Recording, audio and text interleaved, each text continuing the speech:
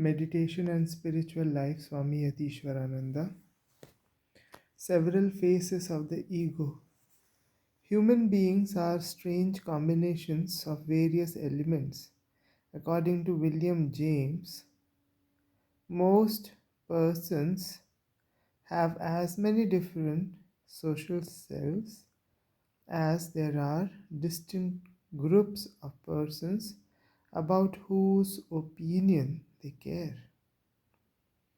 So, if in a social group, if there are five people whose opinion I care, for example, one is my friend, one is my senior, one is my boss, whomsoever, for good or bad reasons, I care about them. There is a competitor, there is a enemy. Uh, what the enemy thinks of me, I care, right?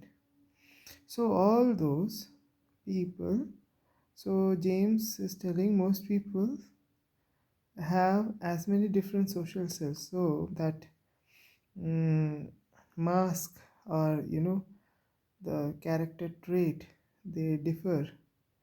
So I am one kind of a person in front of one another. So we have dual, even multiple personalities. We are one self in business, another in church, another at home. We hesitate to do in public what we gladly do in private life. Many selves are sometimes quite incompatible with one another, and so create endless confusion for us. There is the story of a grocer who had always done business on Sundays until he and his family attended a revival meeting and became converted. The following Sunday, when a neighbor's child knocked at the door for her milk, the grocer's little daughter leaned from an upper window and said, "Didn't you know we all got converted last week? After this, if you want to buy milk on Sundays, you'll have to go around to the back door." So, uh, so behind the scenes, there is another mm, facade. But it is not only simple folk who deceive themselves in this way. Even highly placed persons often live double lives. The story is told of a certain elector of Cologne in Germany who was also an archbishop. One day he used profane words in the presence of a farmer who could not conceal his astonishment. Trying to justify himself, he said, "My good man, I am swearing not as an archbishop but as a prince." For which the intelligent farmer replied, "But, your highness, when the prince goes to hell, what will become of the archbishop? He'll also go to hell." So,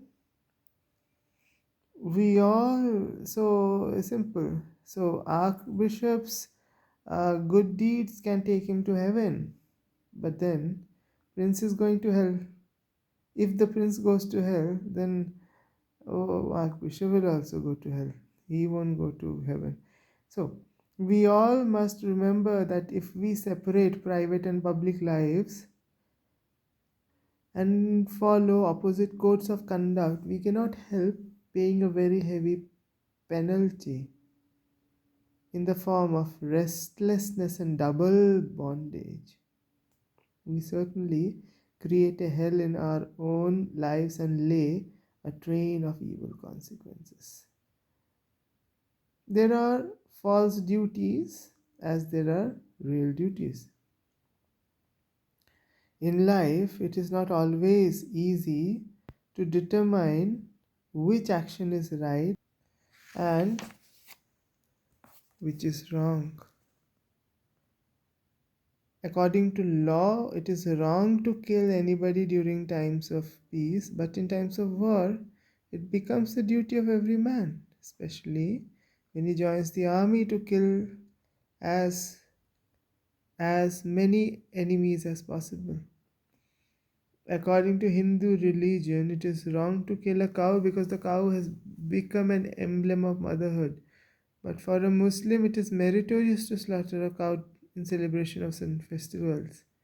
Again, when the Hindu, while the Hindu has always practiced ahimsa or non-injury as duty, the Muslims were formerly praised for killing the infidels, and during the Middle Ages, Christian inquisitors considered it their duty to burn heretics at the stake in order to save Mother Church. Thus, there are duties and duties, as Swami Vivekananda declares. To give an objective definition to duty is entirely impossible, yet there is duty from the subjective side. Any action that makes us go Godward is a good action and is our duty. Any action that makes us go downward is evil and is not our duty.